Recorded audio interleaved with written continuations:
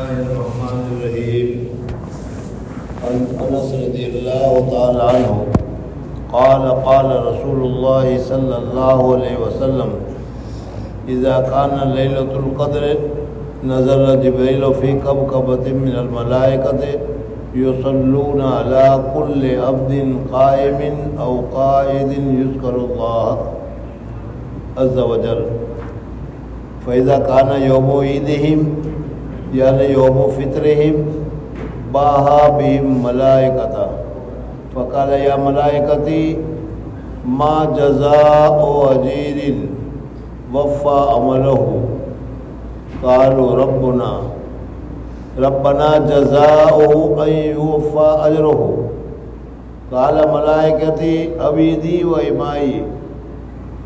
قضوا فریضتی علیہم ثم خرجوا یعجون الی الدعاء وعزتی وجلالی وکرمی وعلو ارتفاعی مکانی لأجیبنہم فیقول ارجعوا فقد غفرت لکم وبدلت سیئاتکم حسنات قال فیرجعون مغفورا لہم رواہ البیہقی فی شعب الایمان کذا فی المشکات۔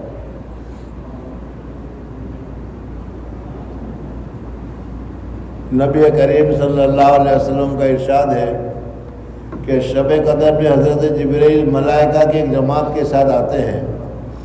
اور اس شخص کے لیے جو کھڑا یا بیٹھے اللہ کا ذکر کر رہا ہے اور عبادت میں مشغول ہے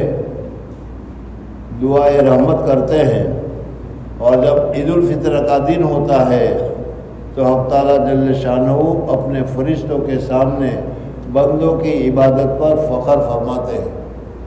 اللہ جل جلالہ و من والہ، یہ جو ہم لوگ ہیں اللہ تبارک و تعالیٰ کے بندے ہیں، اللہ تبارک و تعالیٰ کے غلام ہیں، اور خلق الانسان ضعیفا، اللہ تبارک و تعالیٰ نے انسان کو بہت ہی ضعیف اور بہت ہی کمزور پیدا کیا ہے۔ کئی مرتبہ میں نے بتایا کہ ذرا سا آنکھ میں کوئی کچرا گر جائے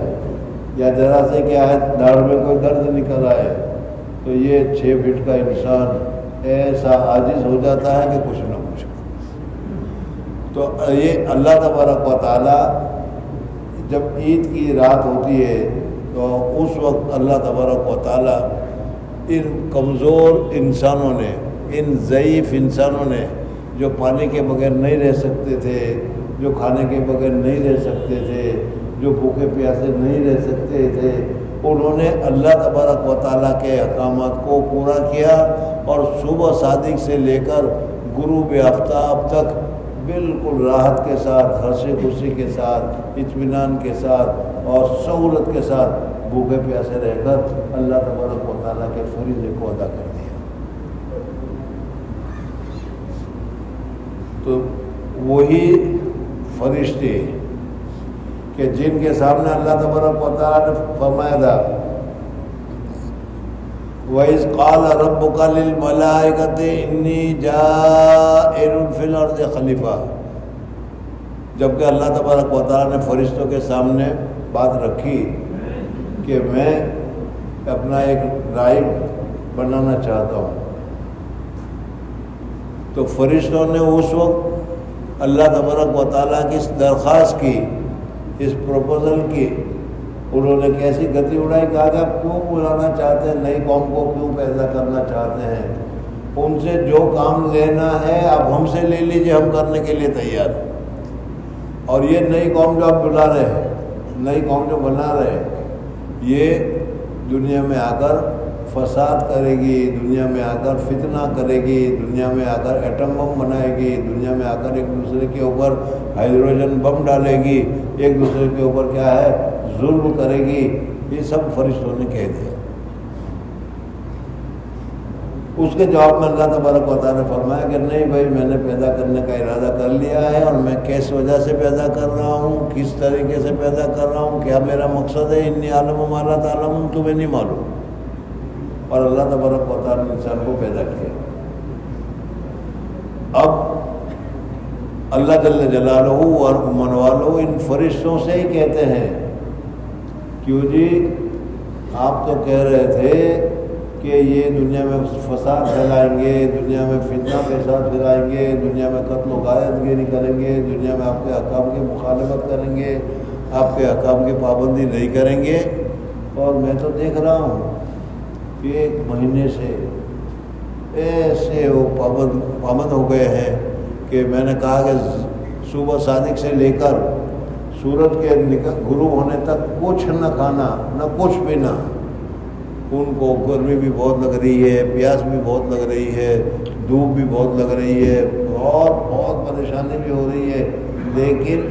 اور ہے بھی ساتھ میں پانی بھی موجود، ٹھنڈا بھی موجود، سب کچھ موجود، لیکن اس کے باوجود انہوں نے نہیں کھایا نہیں پیا، اور جو میرا حکم تھا اس حکم کو انہوں نے بجا لایا اور انہوں نے میرے حکم کو پورا کیا۔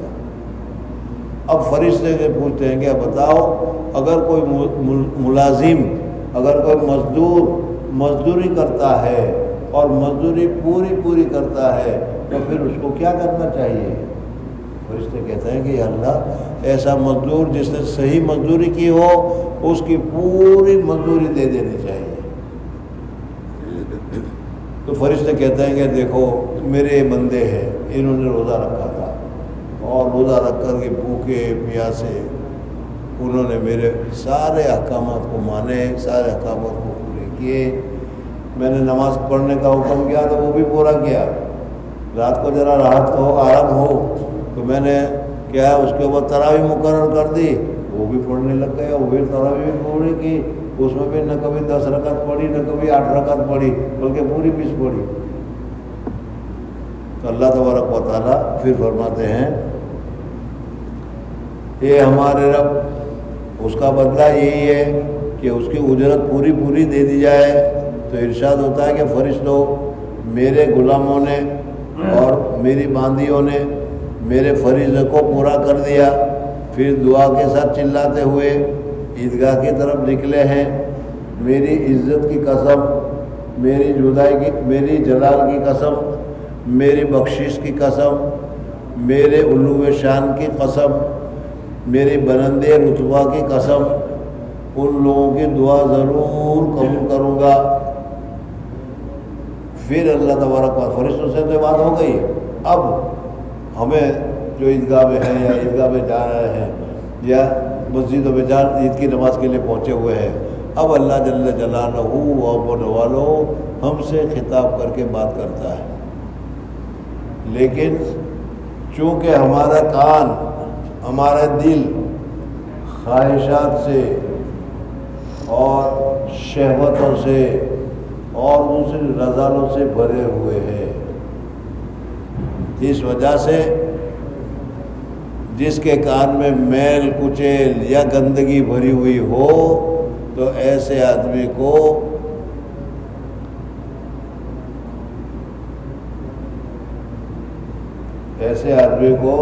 اس کیا ہے مائک کے ذریعے سے بھی اگر اطلاع کی جائے اور مائک کے ذریعے سے بھی اگر اس کو بتایا جائے تو اس کو قانون میں آواز نہیں پہنچتی۔ تو اسی طریقے سے شہوت کی وجہ سے ہمارے دل، غفلت کی وجہ سے ہمارا دل خراب ہے، اس وجہ سے یہ اللہ جل جلالہ اعلان کر رہے ہیں، اللہ اعلان کر رہا ہے اور ہمیں اعلان کیا جا رہا ہے، اپنے بندوں کو اللہ تبارک و تعالیٰ اعلان کر رہا ہے، کہہ رہا ہے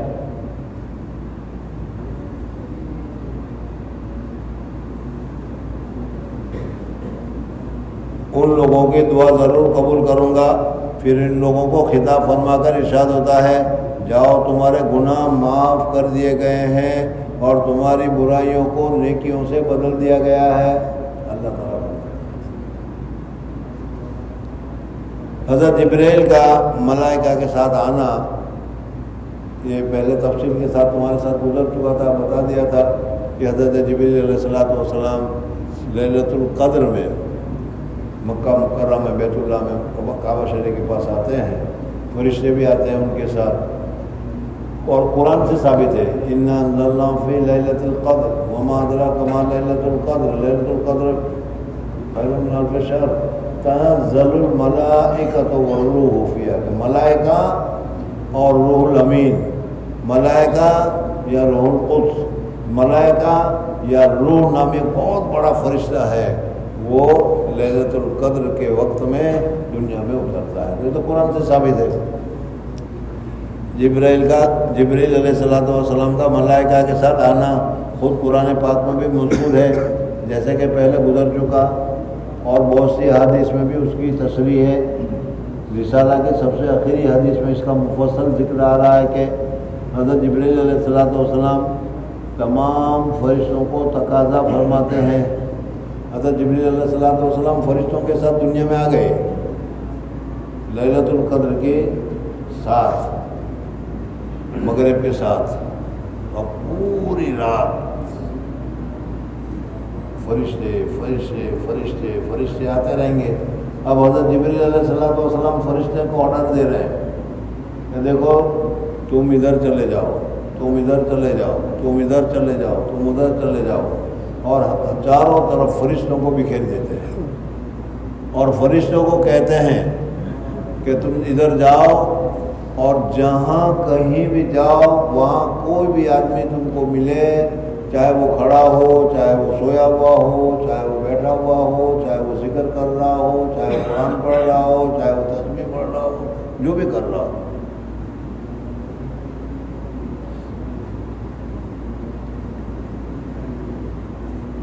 فرشتوں کو تقاضا فرماتے ہیں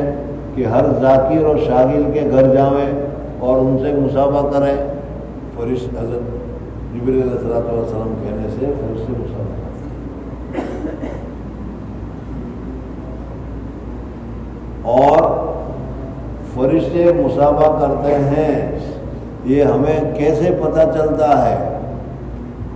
سمجھ میں؟ تو اس کے متعلق علماء فرماتے ہیں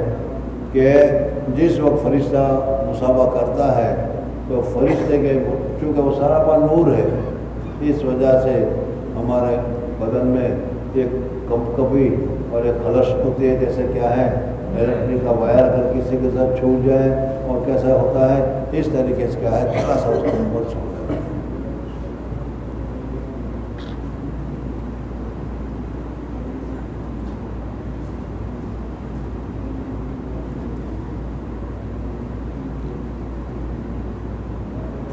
ہر ذاکر شاگرد کے گھر جائیں اور ان سے مصافحہ کریں۔ غایۃ المواعظ میں حضرت اقدس شیخ عبد القادر جیلانی کی کنیہ سے نقل کیا ہے کہ ابن عباس کی حدیث میں ہے، فرشتے حضرت جبرائیل کے کہنے سے متفرق ہو جاتے ہیں، اور کوئی گھر چھوٹا ہو یا بڑا، جنگل ہو یا کشتی ایسی نہیں ہوتی جس میں کوئی مومن ہو اور وہ فرشتے مصافحہ کرنے کے لیے وہاں نہ جاتے ہوں، لیکن اس گھر میں داخل نہیں ہوتے جس میں کتا یا سور ہو، یا حرام کاری کی وجہ سے، زنا کرنے کی وجہ سے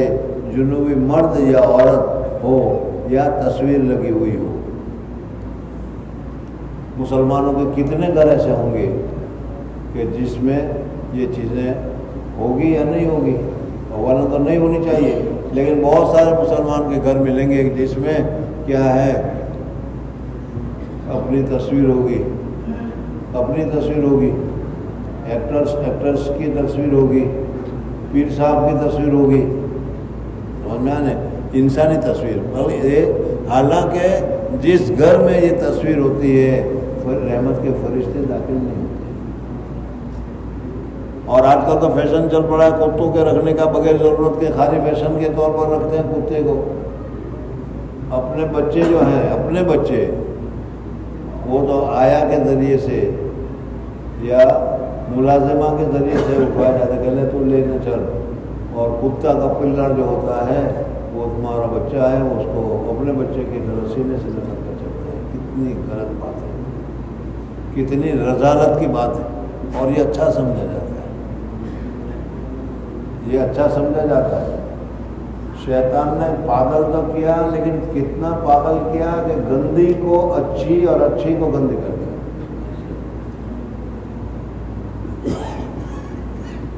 لیکن اس گھر میں داخل نہیں ہوتے جس میں کتا یا سور ہو، یا حرام کاری کی وجہ سے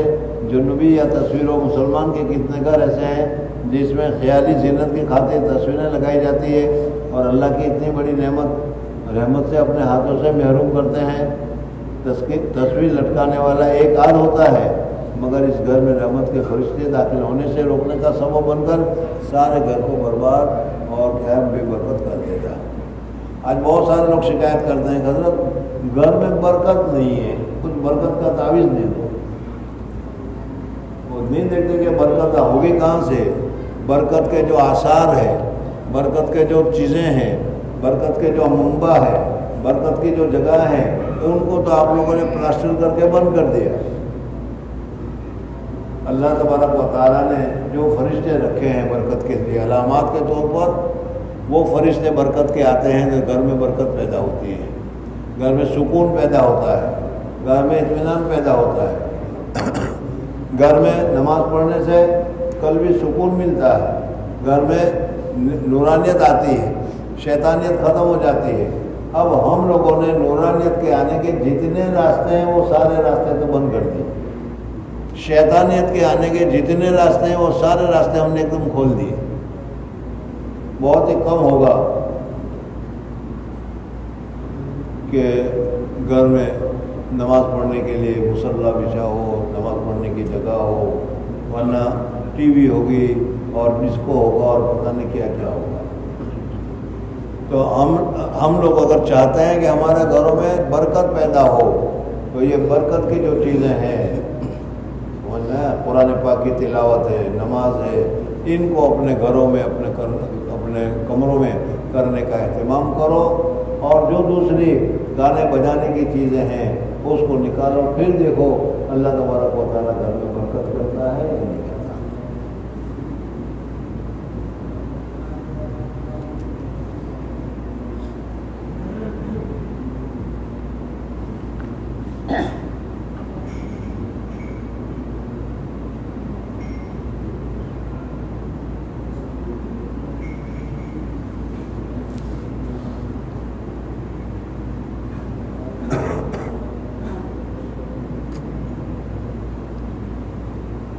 عن عبادہ ابن صامت رضی اللہ تعالیٰ عنہ قال خرج النبی صلی اللہ علیہ وسلم لیخبرنا لیلۃ القدر فتلاها رجلان من المسلمین فقال خرجت لیخبرکم بلیلۃ القدر فتلاها فلان وفلان فرفعت وعسى ان يكون خيرا لكم فالتمسوها في التاسعة والسابعة والخامسة. یہ حدیث پہلے ہوئی تھی اور اس میں بتایا گیا تھا کہ حضور اکرم صلی اللہ علیہ وسلم لیلۃ القدر کی اطلاع جب حضور صلی اللہ علیہ وسلم کو ہوئی تو اس کو اطلاع دینے کے لیے اپنے معتکف جو تھا مسجد میں, اس میں سے حضور صلی اللہ علیہ وسلم باہر آئے. لیکن باہر مسجد کے کونے میں دو صحابی آپس میں ذرا جھگڑ رہے تھے. حضور اکرم صلی اللہ علیہ وسلم نے فرمایا کہ میں آیا تھا لیلۃ القدر کی اطلاع دینے کے لیے,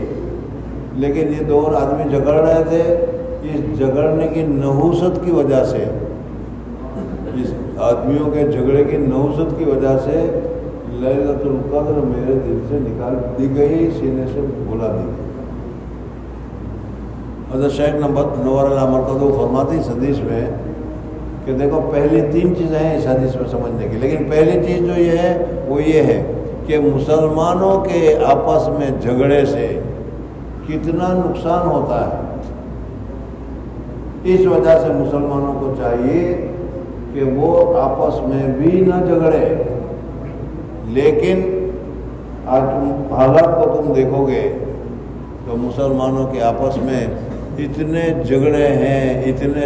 ہیں کہ ماں بیٹے کے درمیان میں جھگڑا ہے, بیٹا باپ کے درمیان میں جھگڑا ہے, بھائی بھائی کے ساتھ جھگڑا ہے, اور قریبی رشتہ دار کا قریبی رشتہ دار کے ساتھ جھگڑا ہے. اور جھگڑا بھی اتنا بڑا ہوا ہے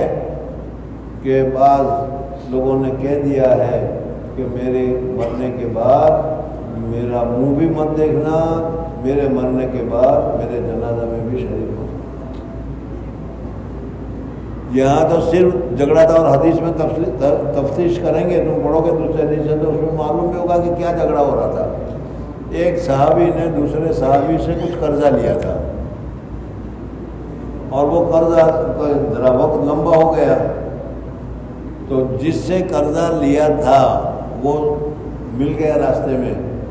اس نے اس کو کہا کہ بھائی میرا قرضہ کب ادا کرو گے؟ تو انہوں نے کہا کہ بالکل ادا کر دوں گا۔ کہا ادا کر دوں گا، ادا کر دیں نہیں، بس صرف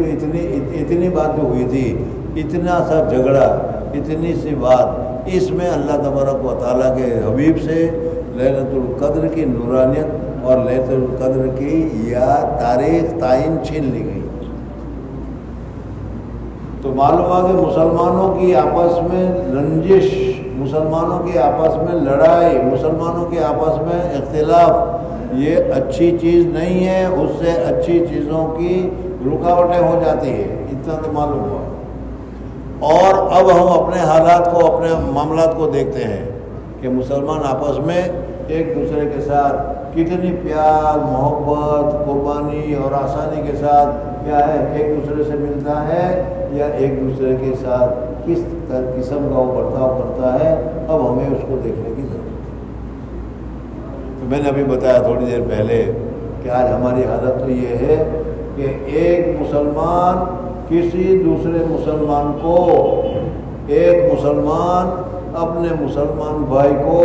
ایک آدمی اپنے حقیقی بھائی کو ترقی کرتے ہوئے نہیں دیکھ سکتا، بلکہ جب وہ دیکھے گا تو اس کو گرانے کی کوشش کرے گا۔ بزرگ اور دوستو، آج یہ ہماری حالت ہے، اور پھر ہم یہ کہہ رہے ہیں کہ ہم کیوں پریشان ہوتے ہیں؟ گندگی اور برائی کے سارے طریقے، سارے راستے ہم نے کھول رکھے ہیں، اور خیر کے جتنے راستے ہیں وہ سارے راستے ہم لوگوں نے بند کر رکھے ہیں۔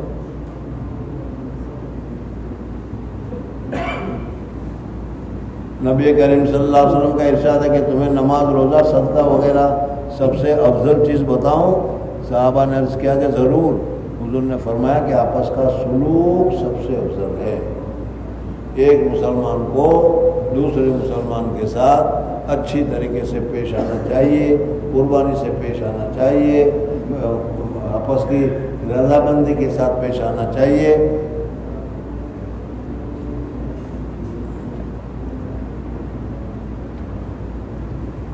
آپس کا سلوک سب سے افضل ہے، اور آپس کی لڑائی دین کو موننے والی ہے، آپس کی لڑائی دین کو موننے والی ہے، اور ہے ہی بالکل۔ جہاں آپس کی لڑائی ہوئی، بہت سارے گاؤں کے قصے معلوم ہیں، آپس میں لڑائی تھی، اس وجہ سے گاؤں کا کوئی آدمی باہر جا ہی نہیں سکتا تھا، گاؤں کا کوئی آدمی باہر جا نہیں سکتا تھا۔ جہاں باہر جانے کی تیاری اس نے کی، اس کا مخالف جو تھا اس کو پتہ چل گیا، اس نے پولیس میں رپورٹ کر دیا، تو وہ گاؤں سے نکلنے سے پہلے ہی پولیس نے آ کر اس کو پکڑ لیا۔ یہ مسلمانوں کی حالت بتا، مسلمانوں کے گاؤں کی حالت بتا رہا ہوں۔ اور ایسے ہر چیز میں، ہر اچھائی میں، کوئی اچھائی کام کرنے لگا کہ اس کا نام ہو جائے گا، وہ بڑا ہو جائے گا،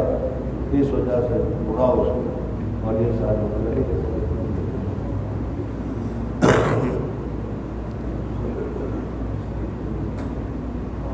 آپس کی لڑائی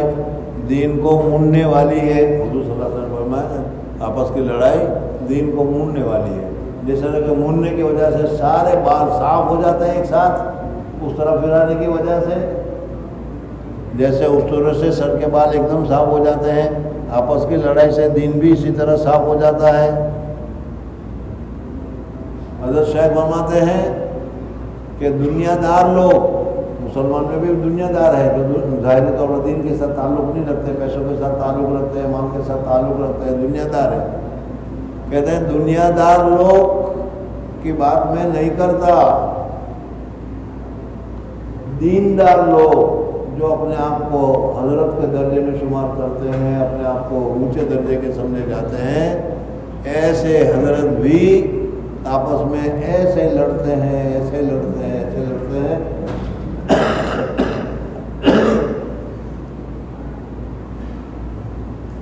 دنیا دار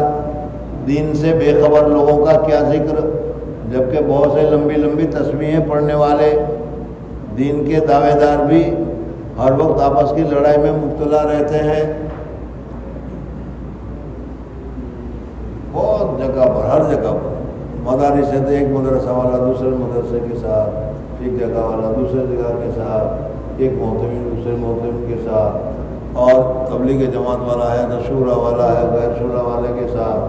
یہ سب کیا ہے؟ دارالعلوم ہے تو یہ دارالعلوم ہے، یہ بھی دارالعلوم ہے، یہ بھی دارالعلوم ہے، یہ بھی دارالعلوم ہے۔ یہ سب چیزیں نظیر ہے، مثال ہے تمہارے لوگوں کے سامنے۔ اول حضور اکبر صلی اللہ علیہ وسلم کے ارشاد کو غور سے دیکھیں اور پھر اپنے اس دین کی فکر کریں جس کے گھمنڈ میں صلح کے لیے جھکنے کی توفیق نہیں ہوتی۔ اپنے آپ کو دیندار سمجھتے ہیں، نیک سمجھتے ہیں کہ میں ان کافر کے سامنے، اس فاسق کے سامنے، اس بدعتی کے سامنے، اس کے سامنے میں جھکوں؟ میں کیوں جھکوں؟ تو یہ فرماتے ہیں کہ اپنے آپ کو اتنا اونچا سمجھ رہا ہے کہ میرا جیسا کوئی اونچا نہیں، ہر کام کتنا گھٹیا کر رہا ہے وہ دیکھ لو، لڑنے کا کام۔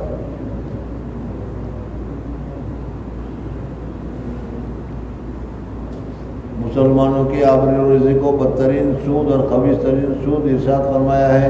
ہم لوگ لڑائی کے دور میں مسلمانوں کی آبرو کی پرواہ کرتے ہیں، نہ اللہ کے ڈر کی اور اس کے سچے رسول کا ارشاد کا خیال۔ خود اللہ جل جلالہ کا ارشاد ہے